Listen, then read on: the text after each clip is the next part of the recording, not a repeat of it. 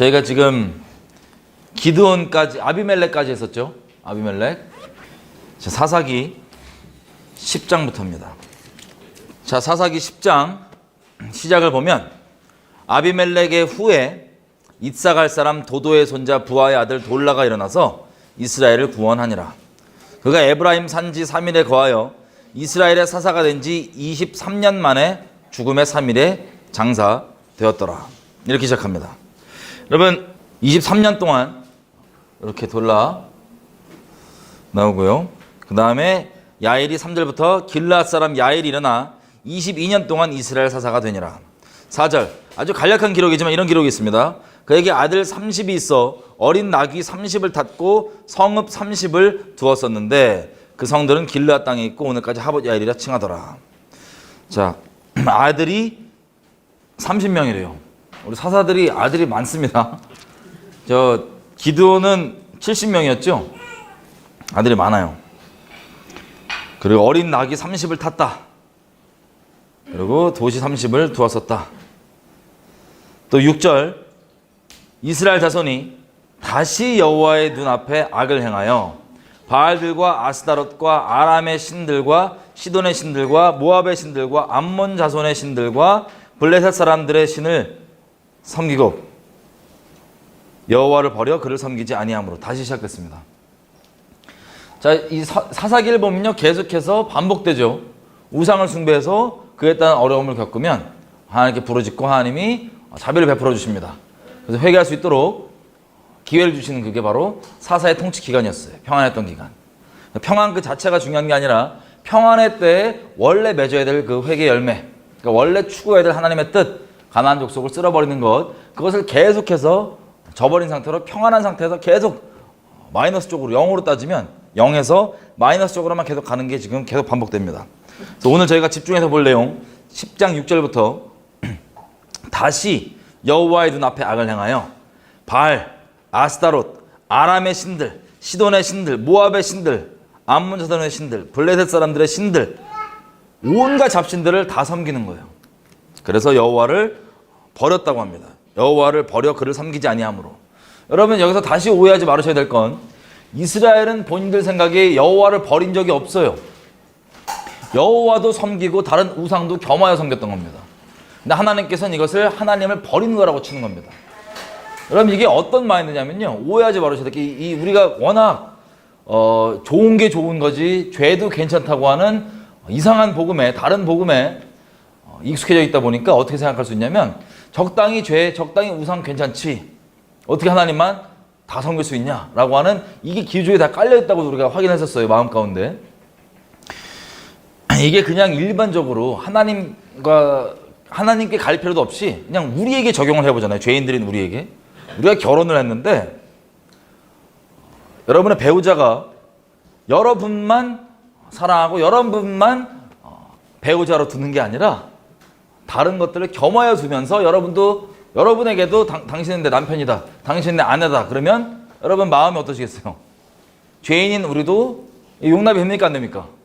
안 되죠? 마찬가지예요.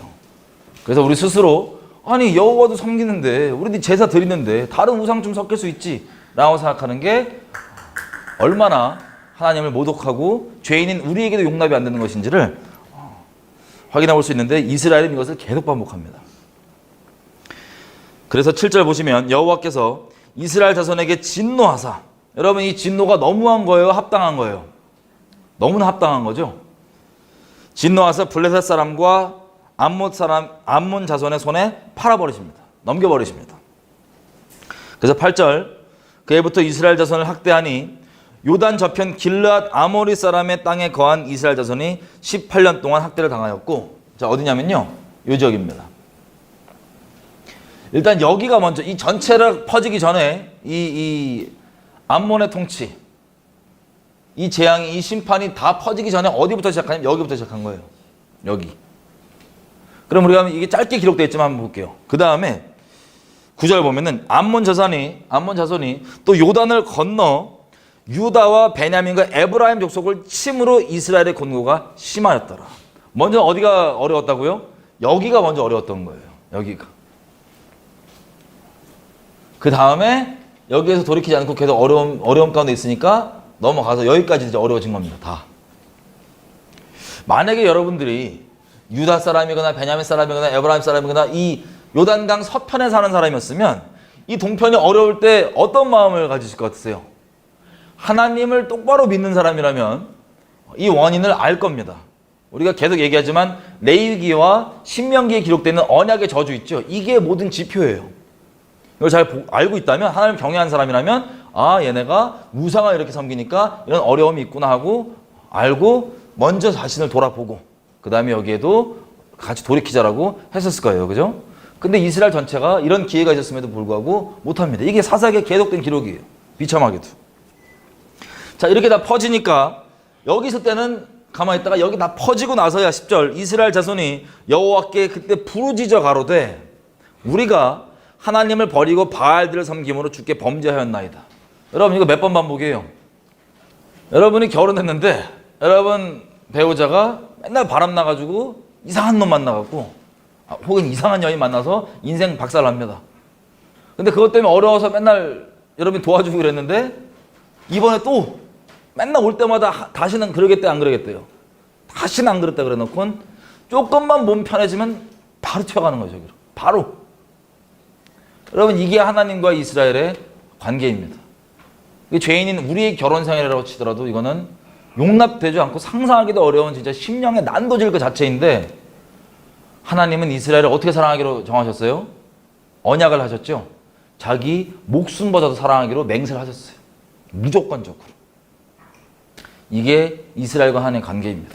그래서 동물 잡고 제사를 드린 거 아니에요. 내가 너를 목숨 다해 사랑하겠다고.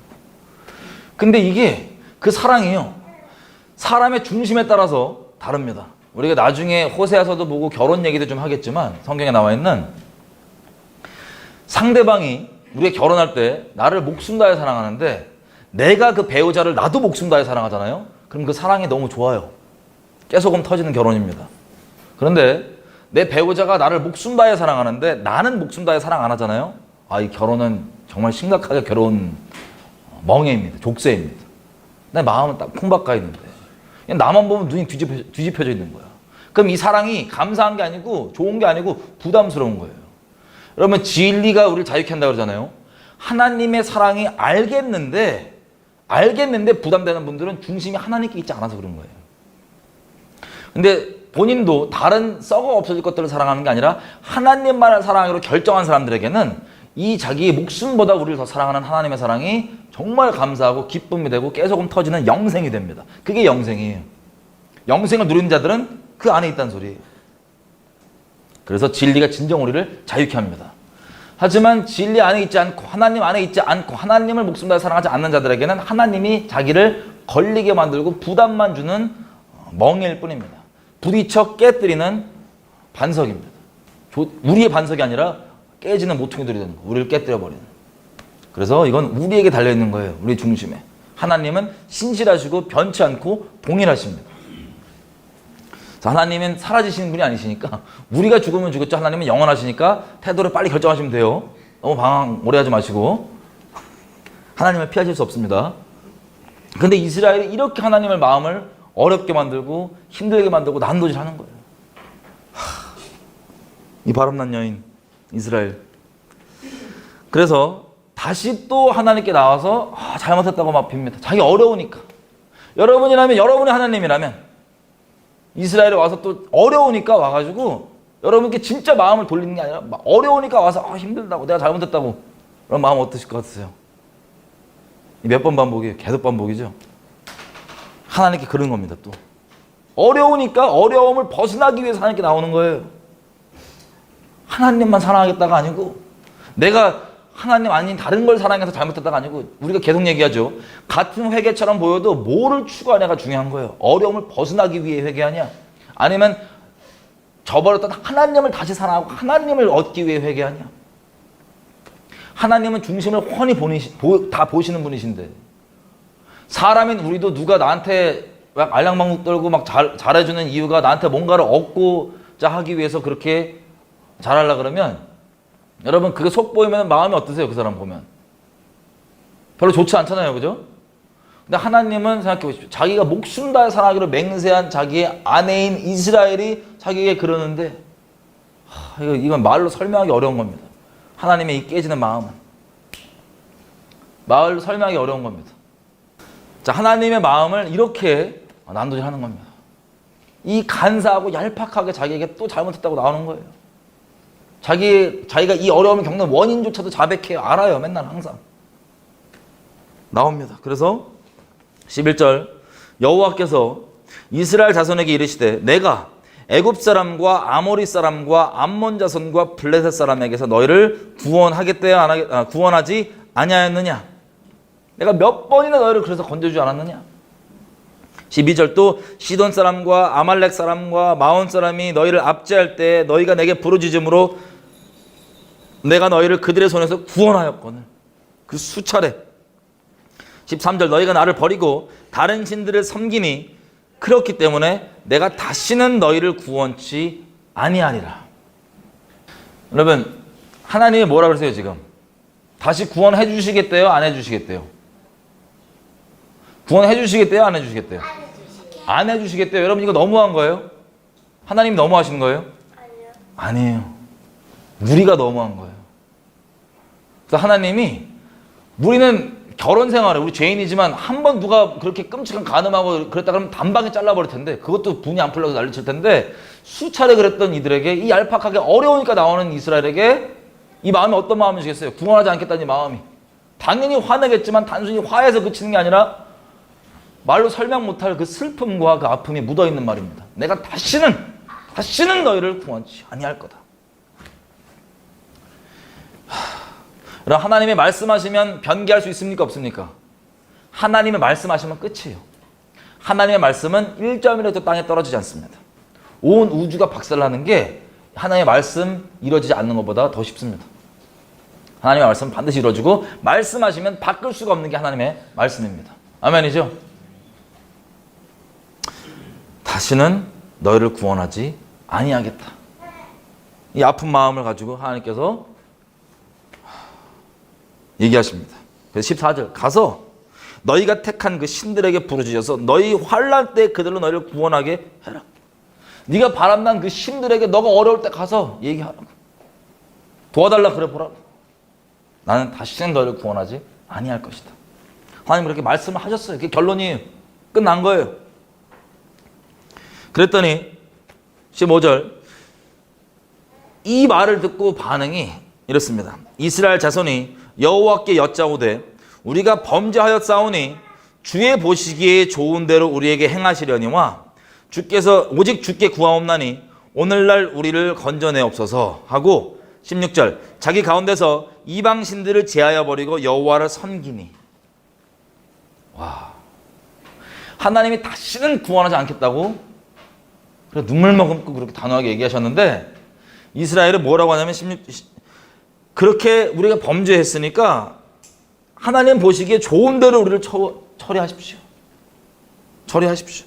다만 부하 없기는 우리를 좀 건져주십시오. 그리고 다른 우상들을 다 버리고 여호와만을 그제서야 섬깁니다. 어렵다고. 잘못했으니까 우리를 어떻게 죽이시든 살리시든 하시고 우리 좀 살려주시면 안 됩니까? 그리고 우상을 버리고 하나님께 매달립니다. 하나님 뭐라 그러셨다고요? 다시 구원한다, 구원하지 않는다? 구원하지 않는다. 여러분, 많은 분들이요, 신앙생활 하시다가 잘못된 복음 있죠. 예수 믿으니까 죄악 가운데 머물러도 된다. 이 잘못된 복음이 교리와 지식은 그렇게 들어가 있어도 이게 그 인생을 얼마나 박살나고 파괴하는지 본인들이 더 잘 압니다. 그래서 죄악 가운데, 예수 믿는다 그러면서 죄악 가운데 넘어지고 한두 번 넘어지다가 아예 죄에 붙잡히고 그런 사람도 있어요. 그럼 이 사람들이 괴로워서 미치겠는 거예요. 괴로워 미치겠고 신령 가운데 여러 가지 말들로 뭐가 찔리냐면 하나님이 자기 버렸다는 거예요. 자기 느낌에. 그리고 말씀에도 있잖아요. 몇 군데. 하나님 버리시게 하거든요. 실제. 버렸다는 거예요. 자기 어떻게 되냐. 여러분이 그 입장이라면 혹시 그 입장에 처해본 적 있으세요? 젊었을 때라도.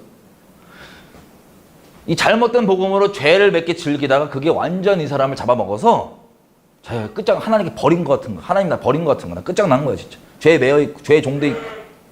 하나님 믿는다고 간판은 있고 남들에게 얘기도 못 하겠는데 죄에 묶여 있고 자기 진짜 느낌상으로 하나님 나 버린 것 같은 거예요.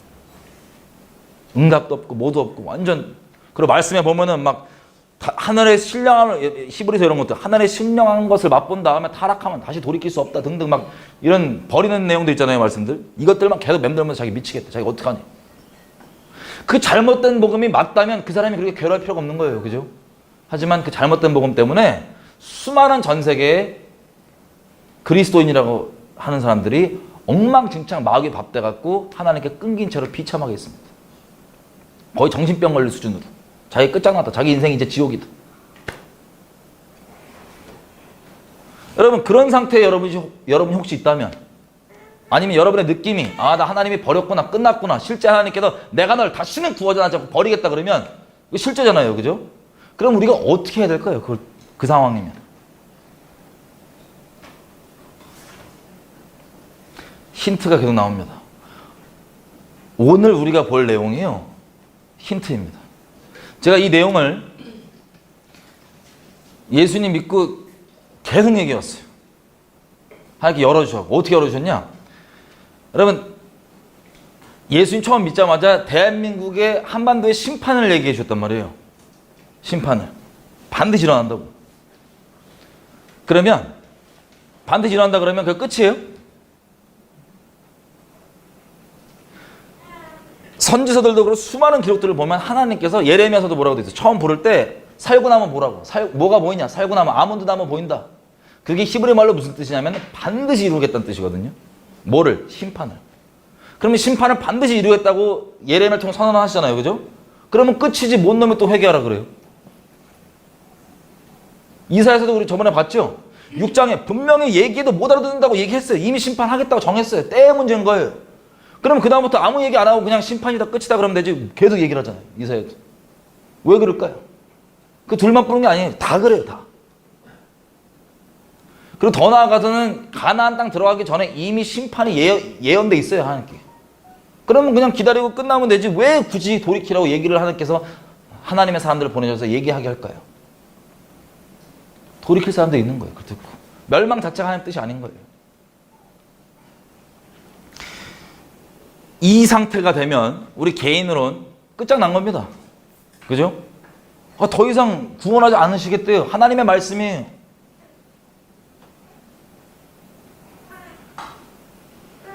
이런 처지에 처하신 분이 있다면 오늘 여기 답이 나옵니다. 하나님께서 이 대한민국도 한반도도 심판을 얘기를 전 예수님 처음 믿을 때부터 들었기 때문에 그걸 막 얘기하고 다녔을 거 아니에요. 그러면서 주셨던 힌트가 이거예요. 성령께서 열어주신 힌트가 이겁니다. 우리가 그럼 어떻게 해야 되냐?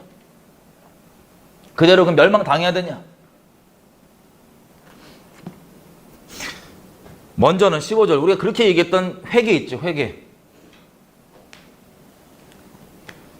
16절 일단 최소한은 그 심판을 부르는 우상들은 제하고 봐야 될 거 아니에요, 하나님께. 긍휼을 구하더라도 우상은 제하고 봐야 될 거 아니에요. 그게 최소한 기본 조건 아니겠어요? 그것도 없이 그냥 심판 뭐 하신다는데 됐고 내가 안 문jas으면 죽여버리면 된다. 이렇게 지금 대한민국이 하는 그 상태처럼 너무 안타깝고 슬픕니다. 그렇게는 안 되는 거예요. 일단 최소한은 그 심판을 부르는 우상은 버리고 주님께 처우를 구하며 주님 좋으실 대로 하시지만 제발 긍휼을 베풀어 주십시오라고 하는 겸비한 마음으로 주님께 나아가야 되는데, 어쨌든 16절 다시 읽어보겠습니다. 자기 가운데서 이방신들을 제하여 버리고 여호와를 섬기니 여호와께서 이스라엘의 어려움을 인하여서 마음에 근심하시니라.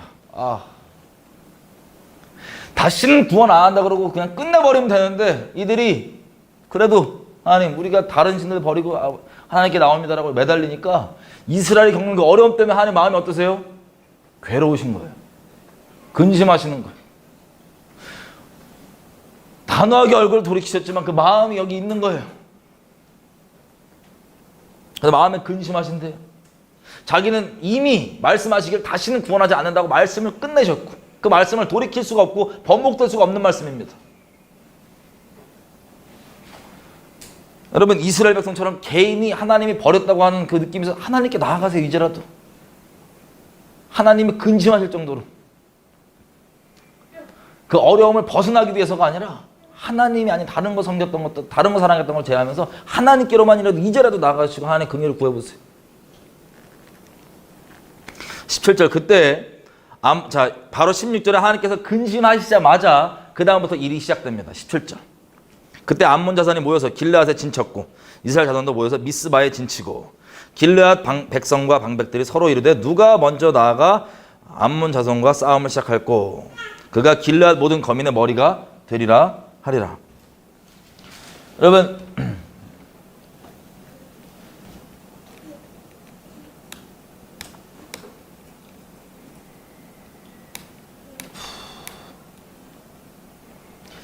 여기 사해죠.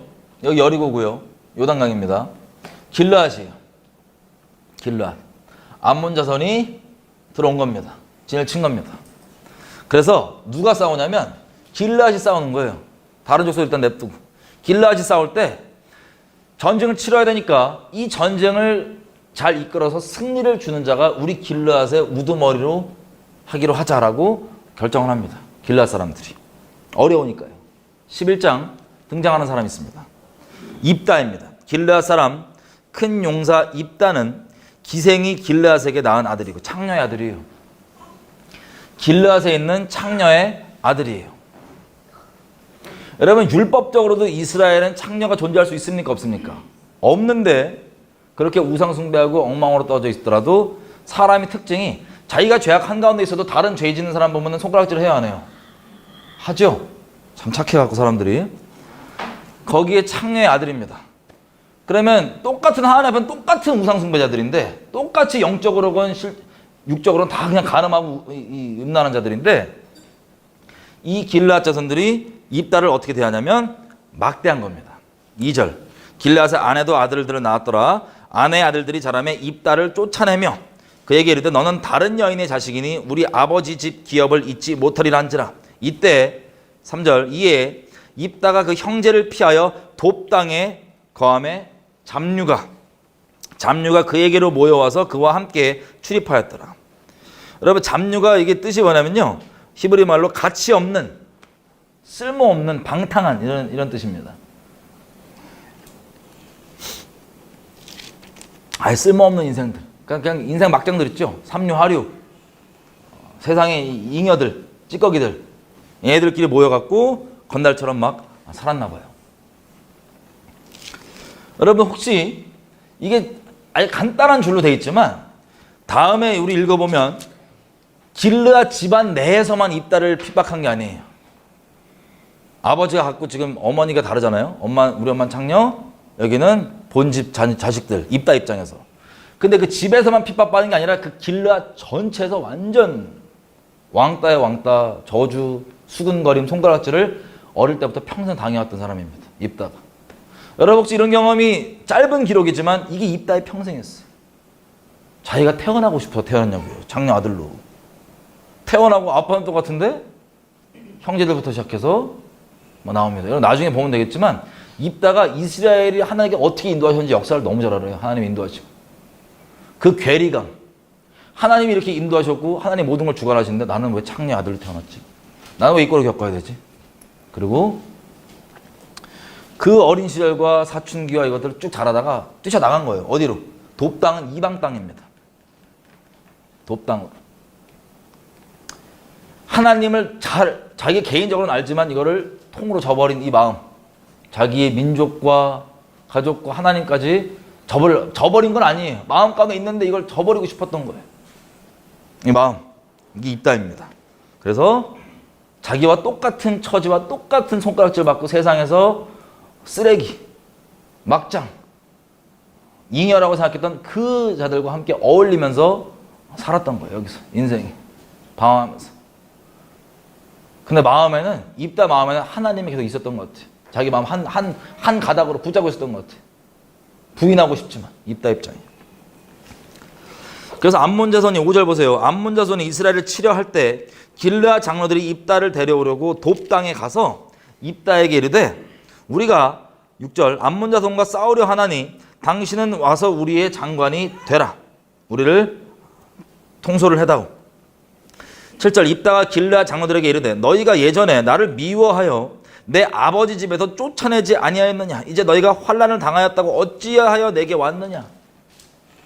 자기를 그렇게 손가락질하고 비방하고 모독하고 조롱하고 수근거렸던 그 사람들이 자기가 어려움을 당한다고 온 거예요. 왜? 보니까 입다가 좀 지도력이 있었나, 리더십이 있었나 봐요. 통솔력이 있었나 봐요. 아무리 어려워도 사람들이 모여서 입다한테 오는 걸 보니까. 입다 마음이 어떻게 했어요?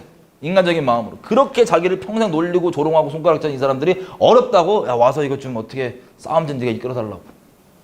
이것만 이끌어줘서 이기면 네가 우리 다스려라. 입다 마음이 어떻게 했어요? 그 평생의 서러움과 그 눌림과 그 미움과 복잡한 마음이었죠. 그리고 가증했을 거 아니에요. 너 이제 어렵다고 나한테 와서 그렇게 하시냐고 다들. 나 어렸을 때부터 그렇게 나 손가락질하시고 놀리시더니 어렵다고 이제 와서 나한테 그렇게 해달라고 그러시냐고.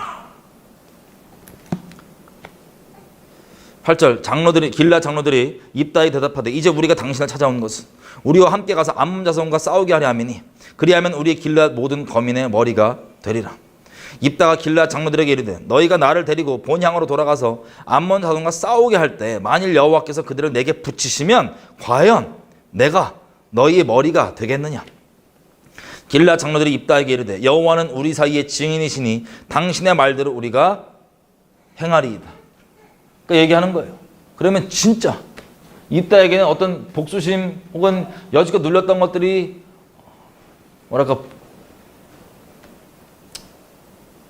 여기서 눌렸던 것들이 좀 통쾌하게 될 수 있는 그런 기회죠. 인생 역전. 나 그렇게 놀리더니. 그러면 진짜로 내가 전쟁 나가서 이기면 진짜 나를 내가 지도자 시켜줄 거냐고. 아, 시켜주겠다고. 말했다고. 그래서 그것 때문에 내가 가겠다고. 진짜지. 그리고 가는 거예요. 그래서 11절 이에 입다가 길르앗 장로들과 함께 가니 백성이 그로 자기들의 머리와 장관을 삼은지라. 입다가 미스바에서 자기의 말을 다 여호와 앞에 고하니라. 미스바에서요, 입다가 하나님께 기도를 했을 겁니다. 왜냐하면 하나님을 입다 마음에서 입다는 하나님을 버린 적이 없어요. 어릴 때부터 아주 잘 들었던 것 같아요. 하나님에 대해서. 암몬 왕에게 통첩을 전쟁 전에 보냈는데 보면 이스라엘 역사를 잘 알고 하나님 어떻게 인도하셨는지를 쭉 얘기를 합니다. 이렇게 인도하셨고 하나님 주신 땅인데.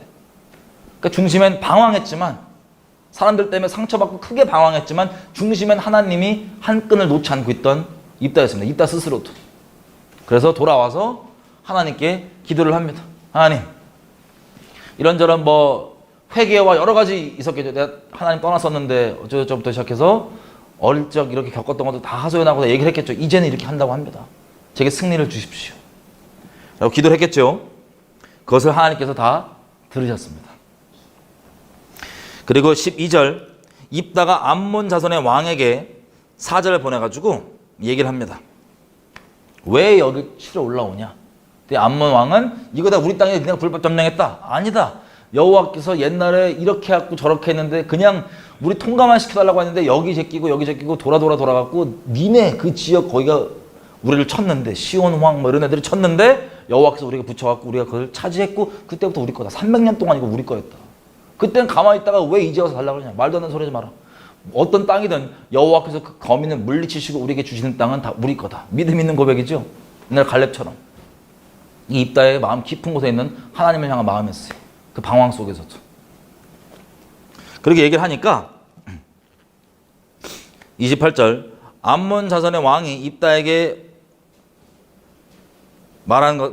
입다에 보내어 말한 것을 듣지 아니하였더라. 그러니까 그냥 가라 그랬는데 암몬 자손의 왕이 제끼고 계속 전쟁을 치르겠다고 온 거예요.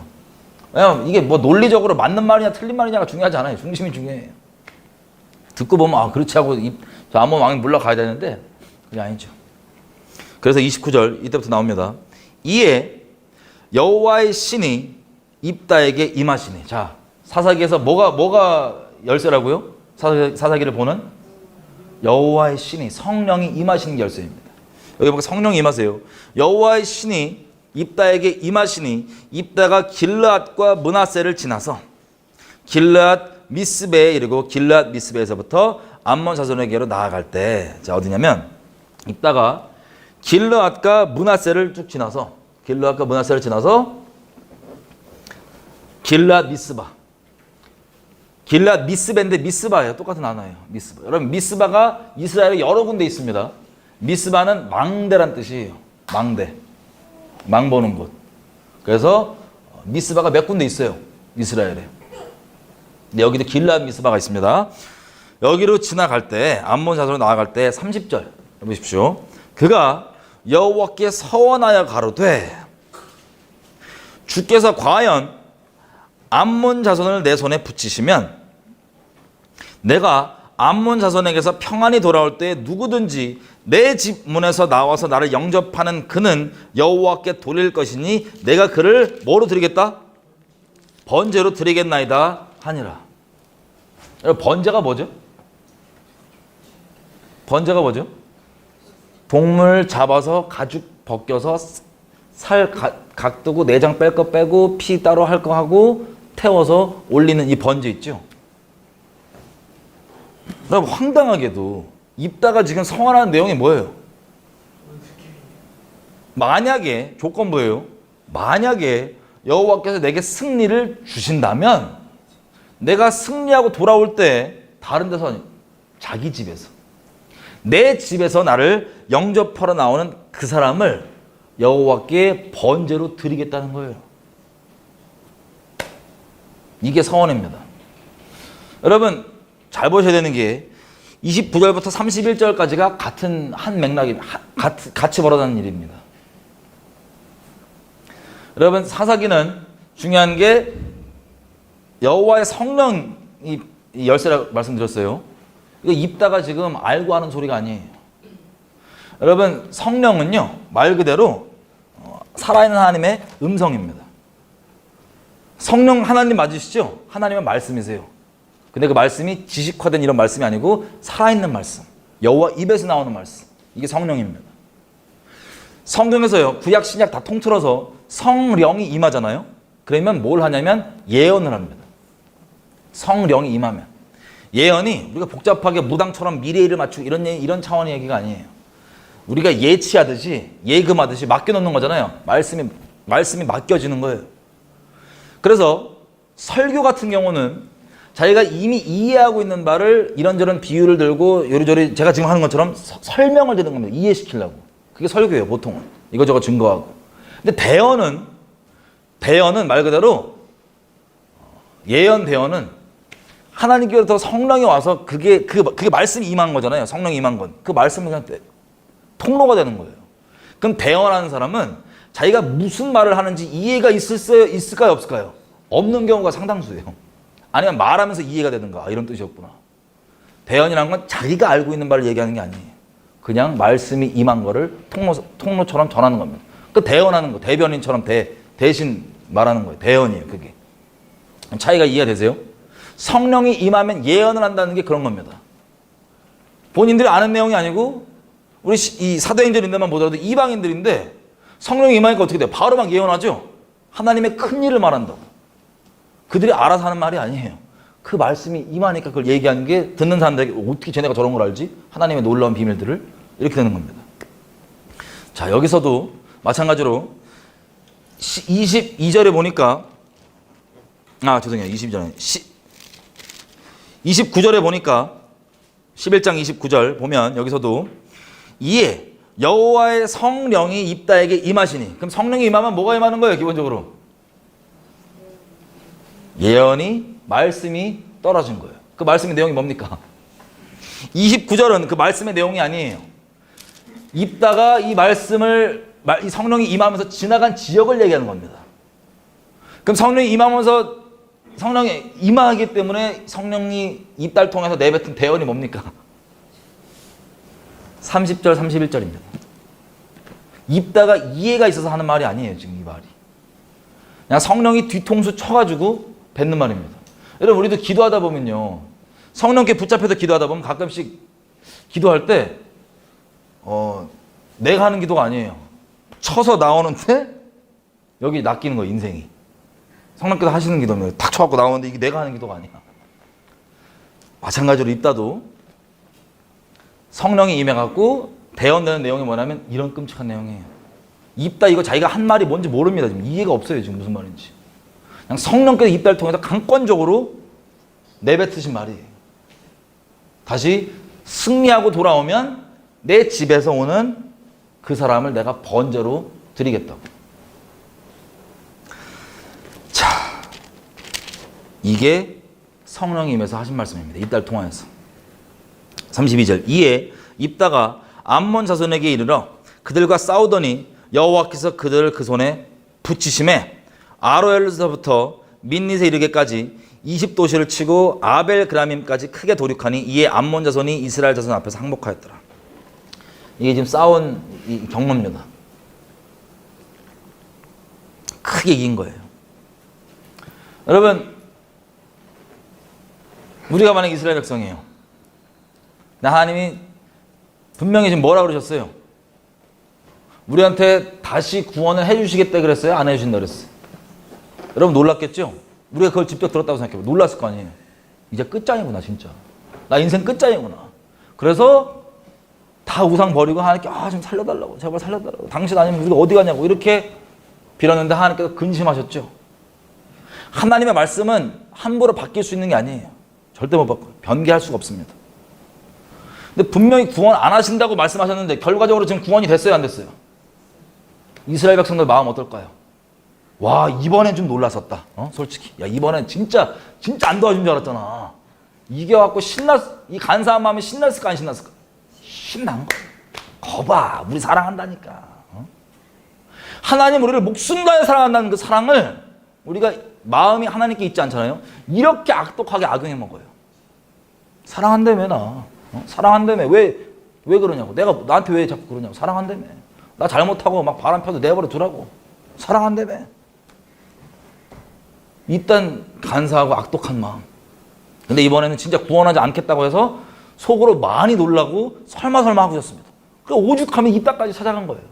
제가 그렇게 멸시하던 자존심도 다 버리고 이스라엘 백성들도 선민 느낌으로 야, 저건 창녀 아들이고 우리는 우상 숭배해도 우리는 이스라엘 애들이잖아. 이스라엘 사람이잖아. 저건 창녀 아들이야.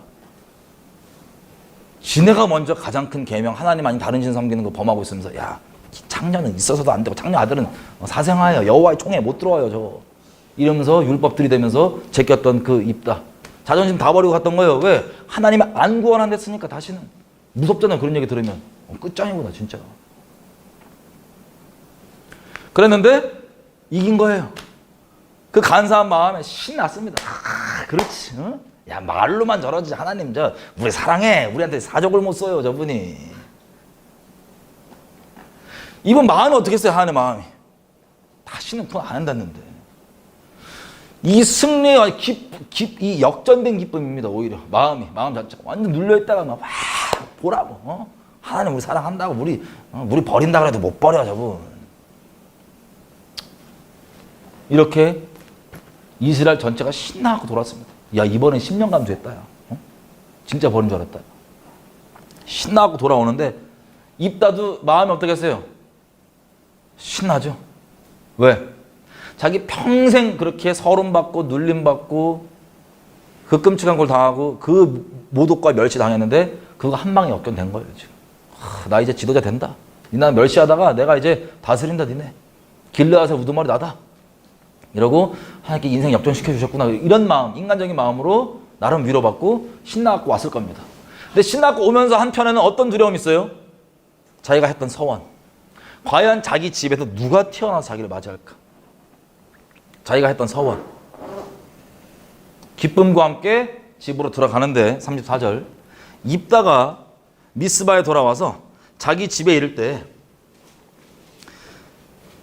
그 딸이 소고를 잡고 춤추며 나와서 영접하니 이는 그의 무남 동료라. 입다가 딸이 하나밖에 없어요. 독생녀. 딸이 하나밖에 없어. 그러면 끔찍히 사랑했겠죠, 입다가. 아무리 악인이라도 자기 자식 소중하잖아요. 이 기쁨과 설마 누가 나올까 조마조마한 마음과 함께 집으로 돌아오는데 자기 하나밖에 없는 딸이 자기 아버지 그렇게 어떤 취급 받았는지 다 알잖아요. 자기 딸로서. 그래서 우리 아빠 이제 우리 아빠 잘됐다. 너무 딸이 기뻐하고 같이 나왔고 막 붙잡고 너무 기뻐하고 아빠를 맞이한 거야. 그 딸이. 딸 진짜 기뻐서. 자기 아버지를 사랑하는 그 딸이. 아버지가 여지껏 그런 취급받았다 그러는데 그렇게 손가락질 받고 살았는데 드디어 그것이 이제 역전되는구나. 우리 아버지 이제 오해 풀리는구나 등등. 하나밖에 없는 딸. 35절. 입다가 이를 보고 자기 옷을 찢으며 가로되 슬프다 내 딸이여. 너는 나로 참담케 하는 자요 너는 나를 괴롭게 하는 자 중에 하나이로다. 내가 여호와를 향하여 입을 열었으니 능히 돌이키지 못하리로다. 다른 이스라엘 사람들은 그 간사한 마음으로 에이 하나님 우리 못 버리죠. 그럼 그렇지 이러고 낄낄대고 신나갖고 가는데 입다는 이 기쁨이 어떤 대가가 필요했던 기쁨인지를 딸을 영접하고 나서 아는 거예요. 통렬하게 찍고 통곡을 합니다. 왜 네가 나왔냐고. 다른 이스라엘 다 신나갖고 그럼 그렇지 우리 죄 져도 안 버려 하나님이. 무슨 놈의 우리를 구원 다시 안 한다고. 입다는 옷을 찢으면서 통곡을 하는데 나머지 이스라엘 사람들은 속도 모르고 다 기뻐요. 그 대가도 모르고. 용서받았다 이거야. 그럼 그렇지 이거야. 그 통곡을 하는데 입다는 안 거예요. 다시는 구원하지 않겠다고 했던 하나님께서 그 말을 번복하시고 이 이스라엘을 다시 건져주시려는 어떤 대가가 필요한지가 자기에게 가장 소중한 딸이야. 그것도 자기한테 그렇게 모질게 대하고 그렇게 모독하고 멸시하던 그 사람들이 어려울 때 겨우 찾아와가지고 도와달라고 해서 그 사람들 도와주는 자기가 진작에 젊었을 때 버리고 갔었는데 이스라엘 꼴도 보기 싫다고 그 대가가 자기 하나밖에 없는 딸인 거예요. 통곡으로 뒤집어지는 거예요. 그랬더니 36절 딸도 여기에서 막 나도 살고 싶어 이랬으면 입다가 마음이 엄청 훨씬 더 괴로웠을 거예요. 근데 무슨 내용이냐 보세요. 36절 딸이 입다에게 이르되 나의 아버지여 아버지께서 여호와를 향하여 입을 열으셨사오니 아버지 입에서 낸 말씀대로 내게 행하소서. 이는 여호와께서 아버지를 위하여 아버지의 대적 암몬 자손에게 원수를 갚으셨음이니이다. 딸이 아빠를 너무 사랑해요. 딸이 아빠가 그렇게 평생 그렇게 이상한 취급받고 조롱당하고 그랬는데 아빠 그거 처리됐으면 난 됐다고. 하나님께서 그렇게 해주신 거라. 그럼 딸은 자원하는 마음으로 기뻐하는 마음으로 아빠를 사랑하는 마음으로 아빠가 얘기한 거니까 그렇게 하셔야 된다고. 괜찮다고. 이렇게 자신을 기꺼이 내어주는 거야 아버지한테. 그럼 입다 마음이 어떨까 이거 보고. 아니 미쳐버려. 말로 설명이 안 될 거야. 37절 다만 이 딸이 부탁하는 게 이거예요. 37절 아비에게 또 이르되 이 일만 내게 허락하사 나를 2달만 용납해 주십시오. 내가 나의 친구들과 함께 산에 올라가서 나의 처녀로 죽는 것을 애국하고 오겠습니다. 38절 이르되 가라 하고 2달을 기간을 정해서 보내니 그녀가 그 친구들과 함께 가서 산 위에서 처녀로 죽음을 인하여 애국하고 39절 2달 만에 그 아비에게로 돌아온지라. 아비가 그 서원한 대로 딸에게 행하니 딸이 남자를 알지 못하고 죽으니라. 이로부터 이스라엘 가운데 규례가 되어 이스라엘 여자들이 해마다 가서 길르앗 사람 입다의 딸을 위하여 나흘씩 애곡하더라. 지금 어떻게 됐대요? 그래서 2달을 애곡을 하고 돌아와서 39절 아비가 그 서원한 대로 딸에게 행하니. 서원이 뭐였죠? 서원이 뭐였죠? 번제로 드리는 거예요. 제사로 드리는 거예요. 그럼 입다가 딸에게 뭘 했던 소리입니까? 입다가 딸을 번제로 드렸습니다.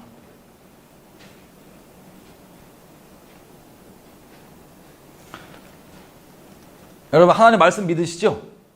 말씀은 기록된 대로 되는 겁니다. 말씀이 진리입니다. 우리의 느낌과 우리 의견이 아니라. 여러분 역사학자 요세푸스도 번제 드렸다고 돼 있어요. 여기. 입다가 실제 드렸습니다. 드리는 척한 게 아니고 드린 거예요. 저희가 예전에요 같이 모여서 우리 저 회사 직원들이랑 회사가 맨날 일은 안 하고 저 예배만 드렸거든요. 직원들이랑 모여가지고 이걸 같이 말씀을 보고 묵상을 하는데 제가 이걸 처음 보고 너무 충격을 받은 거예요. 말씀 그대로인데 말씀이 거짓말하지 않는데 입다가 딸을 번제로 드린 거예요. 그래서 너무 충격받아서 제가 나눴거든요. 야, 지금 딸을 드렸다고. 그랬더니 이 사람들이 다 교회 많이 다니던 사람들이에요. 에이, 하나님 선하신데 안 그런다고. 그 얘기를 딱 하는데요. 갑자기 성령께서 우리 심령을 다 때려버려갖고 엉통으로 다 막 엄청 통곡했어요. 다. 그 얘기를 하자마자 우리 마음 가운데 어떤 마음이 딱 다 들어오냐면 이게 사람에게 말이 되는 소리야, 안 되는 소리야, 이게. 자기 자식을 번제로 드린다는 게, 그것도 자기 조롱하고 멸시했던 이 사람들, 그 간사한 사람들 건져주기 위해서 자기 자식을 제사로 드린다는 게 말이 된다는 소리, 안 되는 소리예요. 말이 안 되죠. 머리로 이해도 안 되고 용납도 안 되고. 근데 우리 모두에게 성령께서 어떤 책망을 딱 주냐면 사람에게는 말이 안 되는 짓을 누구나 하였어요. 하나님 하신 거예요. 십자가는 제사입니다. 그 아들이 제물이 되신 거예요. 그 아들이. 뭐를 위해서? 하나님 싫다고 간사하게 떠나갔던 모든 인류를 대신해서, 우리를 위해서 하나님께서, 여러분 율법에 의하면요 우리 구원 못 받아요. 그때 신명기에 여호와의 총회 말씀드렸죠. 뭐 어디가 상한 자, 무슨 민족, 뭐 모압 족속 몇 대까지 총회에 들어올 수 있다, 안 들어올 수 있다. 여호와의 총회가 구원받은 무리입니다. 구원받은 집단입니다. 쉽게 얘기하면. 여기에 들어온 사람의 조건을 보면 우리 들어갈 수 있어요, 없어요? 우리는 기록도 없어요. 이 무수한 율법들 다 적용해봐도 우리에게는 구원받을 수 있는 길이 없는 겁니다. 하나님 말씀에 의하면.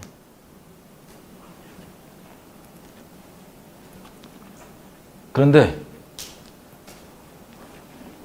사람에게는 말도 안 되는 그것을 우리 하나님은 행하신 거예요. 우리를 위해서. 그게 우리가 아무렇지도 않게 여기고 잠깐 죄를 위해서 타협할 수도 있다고 생각하고 간사하게 그렇게 아유 잘못하면 뭐 하나님께 다시 나가주라고 생각하는 그 용서하시기 위한 그 대가가 이런 대가인 겁니다.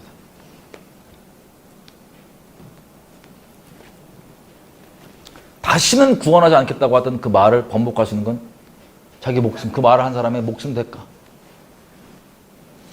모든 율법이 십자가에서 예수님의 이 죽으심으로 그 모든 율법의 요구가 도말이 되신 거예요. 저주가.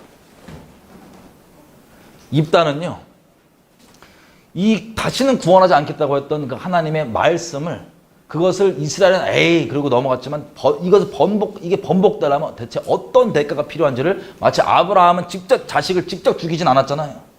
그 대신에 내려찍기 전에 막아서 이렇게 하나님께 인류를 구원하시는 걸 봤죠. 입다는 그 죄악 한가운데서 어떤 대가가 지불되는지를 직접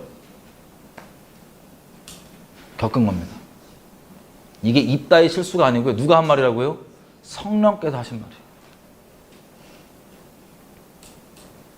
이게 저와 여러분을 향한 하나님께서 지불해 주신 대가입니다. 우리가 주님께 나아갈 수 있도록 길을 열어주시기 위해서.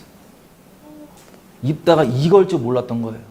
성령께서 그냥 대언케 하셔갖고 이렇게 나도 모르는 얘기를 뱉긴 뱉었지만 자기 하나밖에 없는 딸, 그것도 자기를 사랑해서 아버지 그 기쁘신 뜻 이루어질 수 있다면, 아버지 그렇게 기쁘게 될 수 있다면 기꺼이 자기를 바쳤던 그 딸, 이게 입다의 서원 내용입니다. 여러분, 하나님께서요 다시는 구원치 않는다고 말씀하신 다음에 이스라엘 백성이 우상 다 버리고 살려달라고 빌었을 때 마음이 괴로우셨잖아요.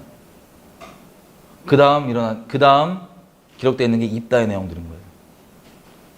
그리고 11장에 보면요, 입다에 대해서 입다 이름 가지고 계속 얘기를 하다가 여기 보시면 37절부터 입다라고 얘기하지 않고 아비라고 바뀌어요. 그 주어가. 입다가 무엇을 행했다가 아니고 아비가 그렇게 하니. 아비가. 아버지가.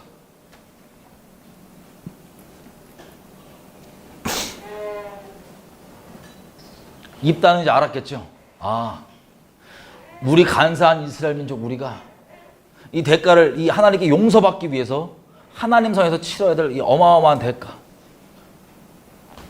자기 자식을 하나밖에 없는 아들 주시는 이 대가, 이걸 입다는 직접 알게 된 겁니다. 마치 호세아가 자기를 버리고 그 바람 피고 자기를 조롱하고 평생을 그렇게 놀아나던 자기 아내 고멜을 통하여서 체험으로 하나님의 이 찢어진 심령을 알게 됐던 것처럼 입다도 마찬가지. 여러분 입다도 처음에는요 거룩한 하나님의 뜻을 희생 이렇게 마음에 간 게 아니에요. 평생 받았던 서름, 드디어 내가 서력하는구나. 드디어 내가 인생 역전하고 그 억울했던 거 이제 다 풀어버리는구나. 이런 인간적 마음으로 갔던 건데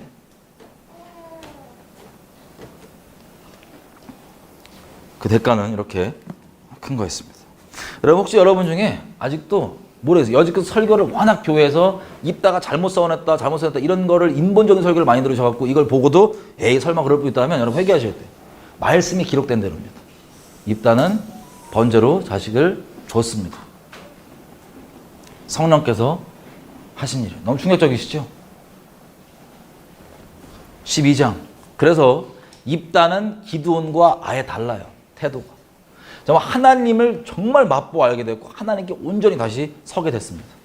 그 어마어마한 대가. 하나님이 자기를 위해 우리를 위해 어떠한 대가를 지불하시는 그 십자가를 맛보아 알고 하나님 앞에 경외하는 자로 똑바로 서게 됐어요. 그래서 나오는 반응이 12장 보십시오. 12장 에브라임 사람들이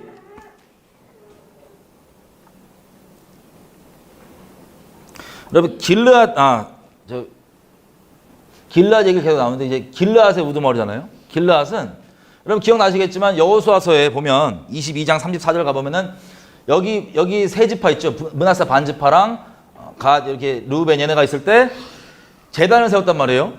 제단을 세웠더니 이 서편에 있는 이 이스라엘 애들이 비느하스 필두로 야 이것들 저 우상 숭배하는 거 아니야 와서 확인해 봤더니 이게 뭐였어요? 아 직접 진짜 드리는 제단 아니고 나중에 우리 자손들끼리 야 강 건너 걔네랑 우리랑 무슨 상관이냐라고 얘기하면 서로 그것에서 증표가 되게 하기 위해서 증거가 되고 증표가 되기 위해서 쌓았던 돌 제단 그게 바로 그 제단이었는데 길르앗이 그 뜻입니다. 길르앗이 갈레드 원래 히브리 말 에드가 엣이라고 써있던 게 그 여호수아서 22장에 나왔던 그 제단의 이름이었죠. 돌 이런 겁니다. 무더기, 증거. 그게 길르앗이라는 뜻입니다. 물론 그 전부터 이름이 있는 이름이긴 하지만 여기에 또 하나님의 역사를 주관하심으로 그 동일한 이름으로 단이 섰던 곳이에요. 자, 이게 길르앗에서 있었던 입다의 이야기입니다. 자, 입다가 이렇게 하나님 앞에 온전히 서게 되니까 12장 보십시오. 기드온과는 아예 대주되는 하나님의 경외함이 나옵니다. 어떤 거냐? 12장 1절. 에브라임 사람들이 또 제가 붙였어요. 또 모여 북으로 가서 입다에게 이르되 네가 암몬 자손과 싸우러 건너갈 때 어찌하여 우리를 불러서 너와 함께 가게 하지 아니하였느냐? 우리가 반드시 불로 너와 너의 집을 불사르리라. 이거 어디서 많이 봤죠?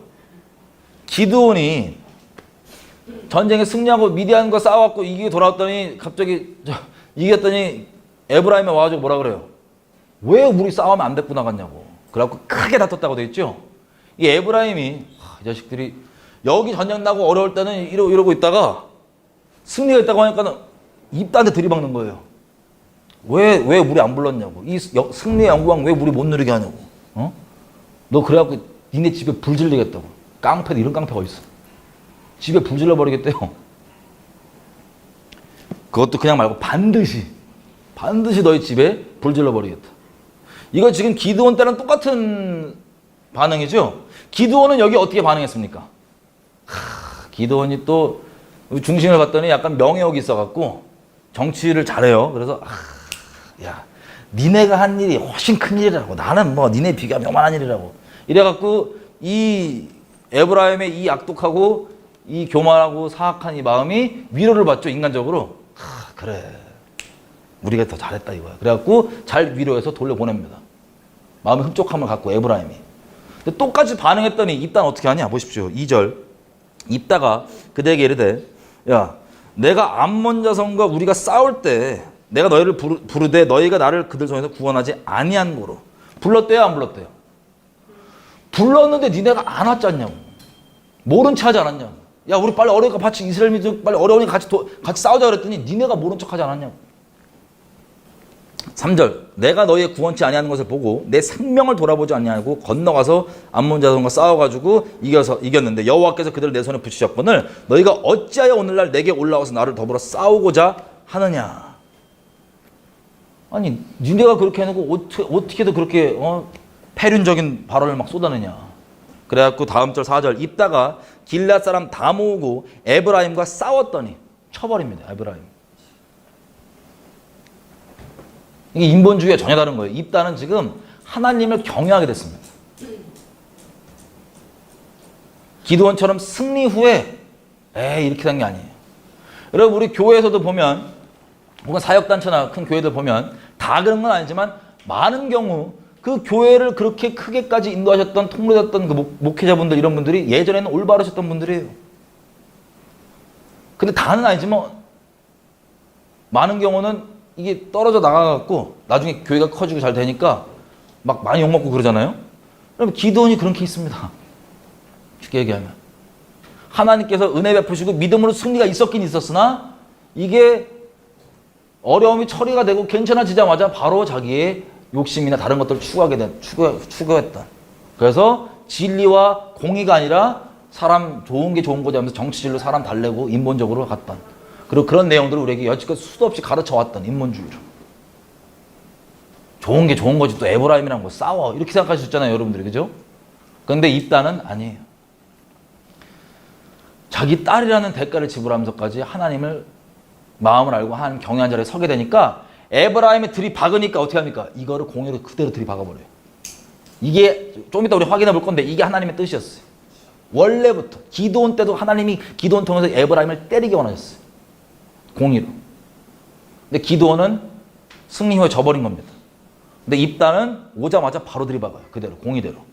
그래서 어떻게 하냐? 4절 이따가 길르앗 사람을 다 모으고 에브라임 사람과 싸웠더니 적당히 싸우지 않습니다. 길르앗 사람들이 에브라임을 쳐서 파하였으니 이는 에브라임의 말이 너희 길르앗 사람은 본래 에브라임에서 도망한 자로서 에브라임과 므낫세 중에 있다 하였습니다.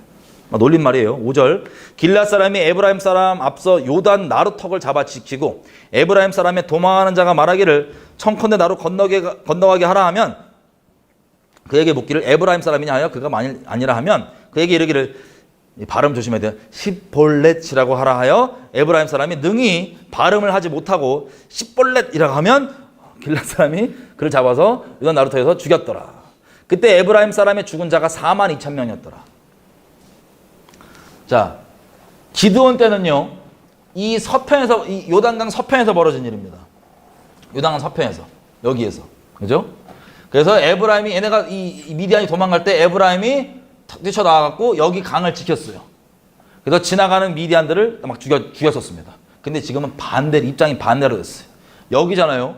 여기서 싸워서 길르앗이 이 나왔던 에브라임을 때린 거예요. 때렸더니 이들이 도망가는데 길르앗이 반대로 이 요단 나루터를 딱 잡아갖고 지나간 사람마다 너 에브라임 사람이냐 아니냐 물어보는 거예요. 물어봐서 나 아니라 그러면 발음해보라고. 십볼렛 해보세요 하는 거예요. 발음 조심해야 돼요. 근데 이게 에브라임 사람들은 그때도 저 사투리가 셌나 봐요. 십볼렛이 안 되고 십볼렛밖에 안 되는 거예요. 우리 따지면 쌀 해봐. 쌀. 경상도 사람들이 살 이러면 죽는 거야. 살 이러면 죽는 거예요. 쌀이 안 되면. 호남 분들은 의가 안 되시더라고요. 의사 해봐. 그럼 하면 죽는 거야. 의사 했다가 죽는 거야. 이런 식으로 에브라임이 발음이 안 되는 거예요. 그래가지고 거기서 걸려 죽은 사람이요. 6절 끝에 보면 몇 명이에요? 42,000명입니다. 에브라임에서. 여러분, 이 숫자가 어느 정도인지 아세요? 여러분 혹시 기억나시는지 모르겠지만 민수기에서 지금 가나안 땅 들어오기 직전에 2차 인구조사하죠. 군인들. 지파별로 숫자 세잖아요. 그때 에브라임 숫자가요. 이거보다 더 적었어요. 그때 에브라임 숫자가. 지금 여기도 싸울 수 있는 남자들이 와서 나왔다가 지금 죽었을 거 아니에요. 그죠? 그때 숫자가 32,500명이었습니다. 가나안 땅 들어가기 직전에 에브라임 숫자가 싸울 수 있는. 근데 여기 죽은 숫자가요. 42,000명이에요. 그럼 얼마나 이게 더 불어났을지 몰라도 적은 수일까요? 엄청 큰 수일까요? 에브라임 전체에 비해서. 엄청 큰 수가 죽은 거예요. 에브라임이. 민수기 26장 37절입니다. 그 기록이. 자, 하나님께서 이것을 치신 거예요. 그러면 예레미야 31장 9절 한번 가볼게요. 예레미야 31장 9절. 그러면 장자는 곧 뭐라고 되어 있죠? 장자는 곧 대속물입니다.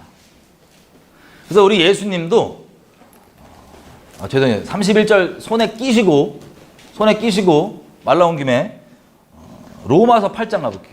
다시 올 거예요. 31장은 로마서 8장. 로마서 8장 29절. 여러분, 여호와의 증인이 얘기하는 것처럼 예수님이 하나님이 아니고 그냥 첫 번째 피조물이라고 하는 거짓말을 안 속으실 거죠? 우리가 삼위일체의 그 오묘함을 저번 시간에 잠깐 간략하게 봤었잖아요. 그죠? 여호와의 증인들이 얘기하는, 속이는 게 그거예요. 예수님께서 하나님이 아니고 첫 번째 피조물에 불과하다. 여기 보십시오. 어떤 구절들로 그러냐면 이거예요. 29절. 하나님이 미리 아신 자들로 또한 그의 아들의 형상을 본받게 하기 위하여 미리 정하셨으니 이는 그로 많은 형제 중에서 맏아들이 되게 하려 하심이라. 그가 누구예요, 여기서? 예수님을 하여 뭐가 되게 하신다고요? 맏아들의 포지션을 갖게 하기 위해서. 그리고 골로새서 가볼게요. 골로새서 15절 1장 15절. 골로새서 1장 15절 가보시면 그는 보이지 아니하시는 하나님의 형상이요. 누구를 얘기하는 거예요? 우리 예수님이시죠? 형상이요. 모든 창조물보다 먼저 나신 자니. 영어로 firstborn over all creation. 그리고 16절의 마지막 부분에도 firstborn over all creation. 모든 피조물들의 장자. 자, 이런 구절들로 여호와의 증인이 우리를 속이는 겁니다. 그런데 여러분 혹시 요한복음 1장 가보시면 뭐라고 되어 있습니까? 태초에 말씀이 1장 1절 태초에 말씀이 계시느니라 이 말씀이 하나님과 함께 계셨으니 이 말씀은 곧 하나님이시니라. 이 말씀이 누구예요? 예수님. 그러니까 예수님이 장자의 포지셔닝을 영적으로 갖고 있지 하지만 하나님이세요. 아멘이죠? 그래서 예수님께서 대속 제물이 되셔갖고 우리 모두가 주님께 나와 구속을 받는 겁니다. 그 율법이 완성되는 거예요. 그런데 예수님께 가기 전까지 우리가 적용 수준을 보면 장자는 그 대속물이죠. 여러분 우리가 자식을 키워도 여러분이 애가 몇 명이 있다 그러면 누구를 제일 세게 조지십니까? 잘못할 때 장자를 세게 조지세요? 아니면 장자는 내버려 두고 다른 애를 세게 조지세요? 장자를 내버려 두시고 다른 애만 세게 조지면 그 집안 삐뚤어져요. 애들. 샘플로 누구를 조지시냐면 장자를. 그러면 나머지 자동 서열 잡힙니까 안 잡힙니까? 자동으로 이렇게 됩니다. 장자를 조지면 자동으로 이렇게 돼요. 둘째 셋째 다 그냥 장자. 여러분 이스라엘 족속 중에 장자가 누구냐? 우리 역대상 기록 기억나시죠? 역대상 5장 1절. 르우벤이 물리적으로는 장자이나 이게 아버지 침상 더럽혀갖고 장자의 권이 뺏기고 영적으로는 요셉 족속이 장자가 됐다고 되어 있어요. 근데 요셉 족속은 므낫세와 에브라임이잖아요. 여기 예레미야 31장 9절 가보시면 이렇게 되어 있습니다. 끝에 부분만 볼게요. 31장 9절. 나는 이스라엘의 아비요 에브라임은 나의 장자이니라.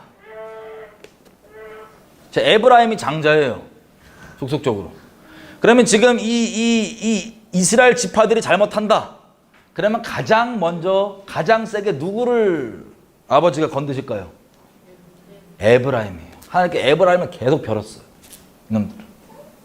기드온을 통해서 칠라 했는데 이 칠 거를 주고 칠라 했는데 기드온은 인간적인 소스로 정치질을 해갖고 좋게 넘어갔고 입다는 오니까 하나님 경외하는 마음대로 그대로 하나님의 공의의 통로가 된 거예요. 때려버린 거예요.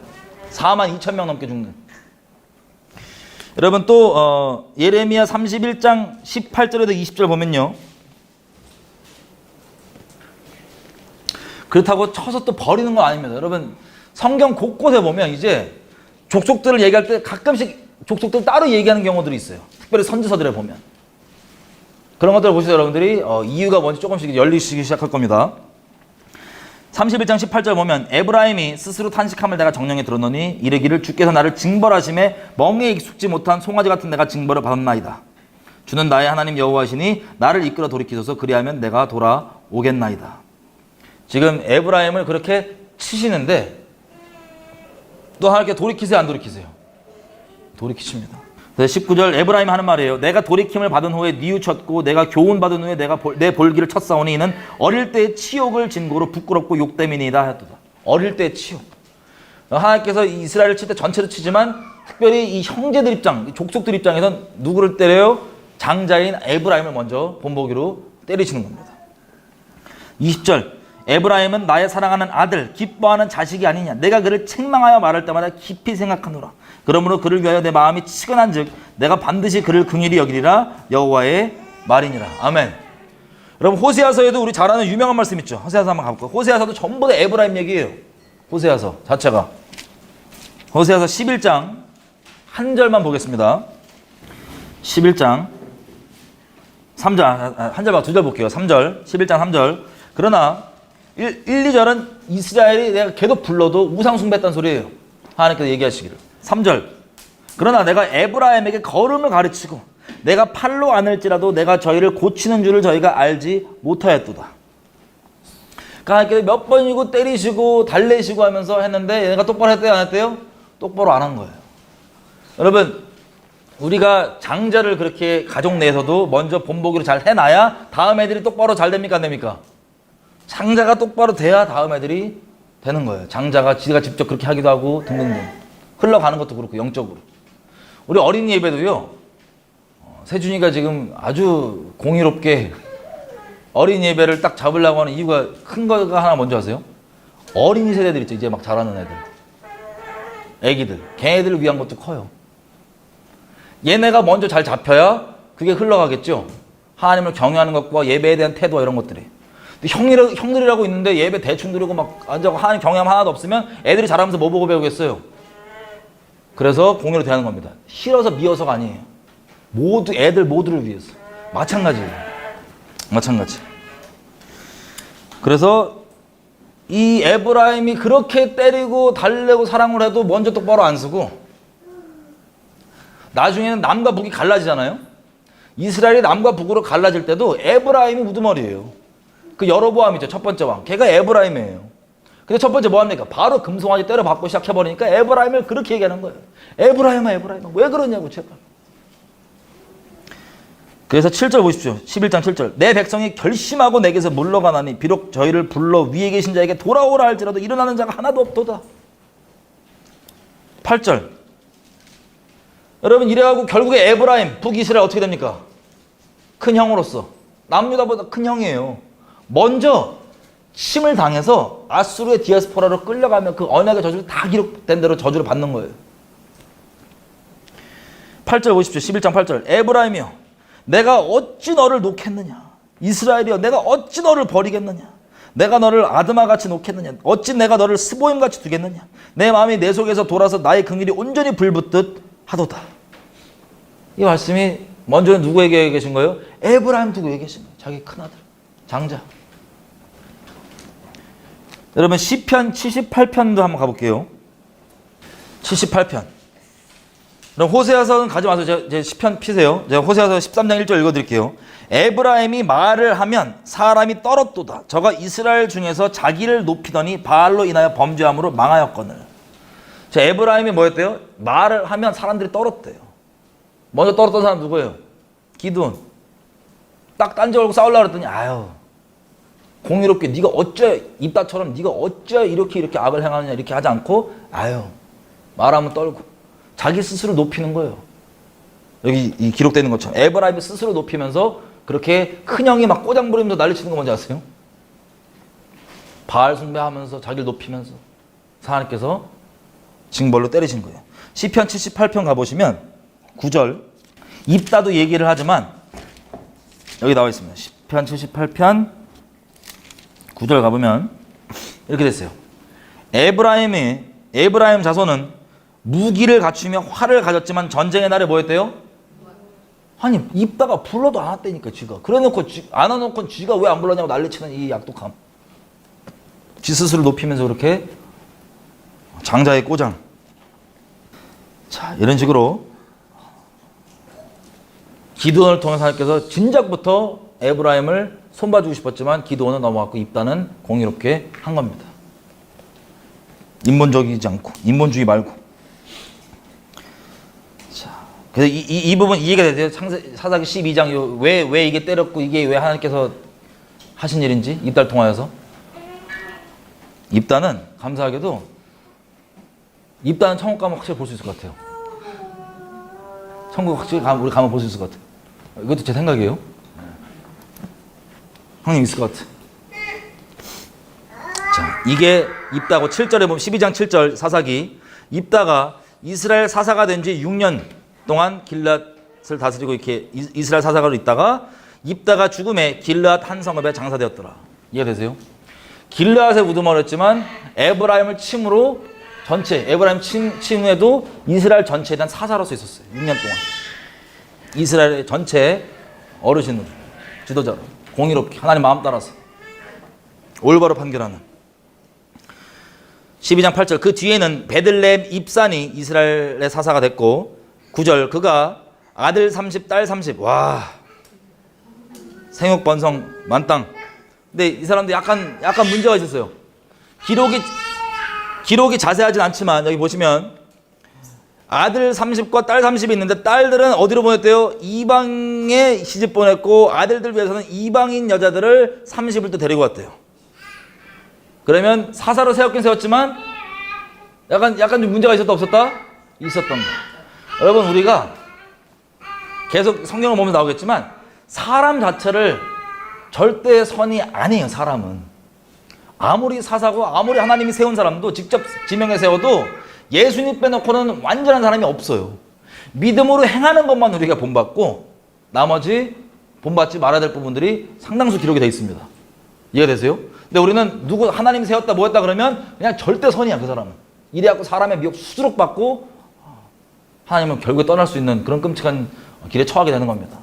여러분 여기도 보면 분명히 사사인데 이 간략한 기록이 뭐냐면 그런 부분이 우리에게 조명이 될 수 있는 부분입니다. 이거 이방인에게 보내면 돼야 하는데 왜들 하나님 그러지 말랬잖아요. 그런데 그걸 제끼고 사사지만 했다는 거예요. 7년 동안 다스린 입산이 죽었습니다. 그 뒤에 11절 스불론 사람 엘론이 이스라엘 사사가 돼서 10년 동안 다스렸습니다. 13절 그 뒤에는 힐렐의 아들 압돈이 이스라엘 사사였고 14절 압돈에게는 아들 40 손자 30. 와, 생육 번성 자식 만땅 30이 있어서 어린 낙이 70피를 탔더라. 자, 그래서 14절 끝에 이 압돈도 8년을 다스리고 15절 비라돈 사람 힐렐의 아들 압돈이 죽음에 에브라임 땅 아말렉 사람의 산지 비라돈에서 장사되었더라. 아멘. 자, 이렇게가 사사기 12장입니다. 그리고 13장부터는 이제 약간 더 길어지는 삼손 이야기가 나옵니다. 여러분 우리 오늘 하나님께 좀 감사했으면 좋겠어요. 다른 거 말고 하나님께 좀 감사했으면 좋겠어요. 어떤 거냐면 우리는 비록 하나님의 이 놀라운 사랑을 이 어마어마한 대가를 지불하신 이 사랑을 아주 간사하고 그리고 아주 가볍게 대하고 여겼을 수 있습니다. 하지만 하나님 선에서는 이 사랑이 한 번도 가볍거나 장난이거나 만만한 사랑이 아니었어요. 죽을 수밖에 없는 길에서 하나님 말씀에 의해서 죽을 수밖에 없는 우리가 살 수 있으려면 그 말씀을 하신 하나님의 본체이신 예수님이 그 말씀에 대해서 스스로 모든 대가를 우리를 대신하여 지고 죽을 수밖에 없었던 자기 아들을 내어줄 수밖에 없었던 그 놀라운 대가가 아니고선 그 말이 우리에게 구원이 없는 겁니다. 하나님 말씀에 의해서. 우리가 이 대가들을 어떤 의미인지 모르고 함부로 야 구약엔 그렇고 지금은 신약이냐 이러고 막 하나님 말씀 막 넘어가잖아요. 하나님께서는 이걸 우리에게 살려주시려고 이 기록되는 말씀들에 우리 완전 그냥 살 수가 없어요. 하나님 앞에 살려주시려고 이 어마어마한 대가를 지불하셨는데 입단인 것을 직접 자신도 그 동일한 대가를 지불하면서 맛보 알게 돼서 하나님 경외한 자리에 갔던 거고 우리는 굳이 그거 꼭 안 겪어도 하나님 은혜로 내가 하나님 입다처럼 하나님 경외한 자리에 있으시는 게 낫잖아요. 그죠? 하나님께서 이런 놀라운 대가들로 우리는 그렇게 가볍게 여겼는데 아유 그냥 뭐 죄 한번 짓고 회개하지 뭐 이런 얄팍한 마음으로 하나님의 이 사랑을 멸시했는데 하나님께서는 우리를 용서해 주기 위해서 우리가 지금 누리는 이 용서가 이런 대가들이 지불돼야만 주어질 수 있는 용서였던 겁니다. 그런 사랑이었던 겁니다. 하나님 거룩하시기 때문에 지금 시간에 기도할 때 하나님께 하나님 평생 가운데 이 감사함을 잊지 않게 해주십시오. 하나님 나를 살려주셔서 감사합니다. 내가 죽어도 1000번 죽고 100번 죽어야 되는데 감사합니다. 마치 입다처럼 우리도 하나님께 나오는 게 내 인생의 세상에서 못 누린 내 성공, 세상에서 못 누린 나의 어떤 성취 이런 걸 위해서 나오는 분 아니면 세상에서 내가 자아를 못 추구해갖고 눌렸었는데 이 교회에서는 기독교계에서는 내가 좀 크게 쓰임도 받고 뭐도 하고 이런 자기를 추구하는 방편으로 하나님을 택한 경우가 많이 있습니다. 하나님께 처음 나오는 그 입문되는 동기가 하나님께 나오게 되는 그 동기가 입다처럼요.